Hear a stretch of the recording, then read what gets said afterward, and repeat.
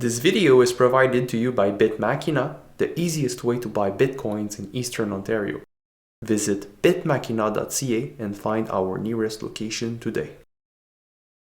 Alright, so now I'm going to show you how you can use your wallet to receive funds. So this wallet is empty. So we're going to send some Litecoin because it's very cheap to send. It's not going to cost me much to give you that explanation. So I'm going to go in my wallet and I'm going to go on Litecoin.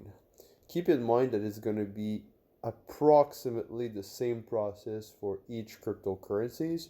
Some of them have extra layers of complexity, but overall, it's pretty much always the same process. So now I'm going to show you with Litecoin, but it would be the same thing with Ethereum, Bitcoin, and many other cryptocurrencies. I'm going to click on Litecoin. Now I have the arrow up and the arrow pointing down. If you listen to my other video and watched it fully, you will remember that you need to click on the arrow pointing down. So I'm going to click on this, and then it gives me a QR code.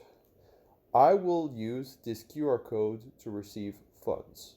With that said, if you're using a different service provider to fund your wallet, it's possible that it's going to be preferable to use the letters and numbers located at the bottom of the QR code. In that case, you would just copy this here and you would paste it wherever you need to paste it in order to initiate the withdrawal.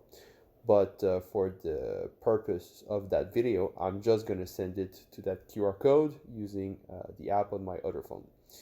So I will basically send it there, and you will see the funds popping in the wallet very quickly. So let's just wait a little bit, and we should see it right away. As we can see, it's already in the wallet. And we can also see that the app is insisting on us backing up the wallet, which is a very important step to take that I'm going to explain in a different video because I don't want to mix things up. But for now, you can basically see that it's pretty easy to add funds to your Exodus wallet just by scanning this QR code, or using the other format if that's better for you. I'm going to make other videos explaining to you how you can send funds using the app, as well as how you can back up and secure your app. Thanks.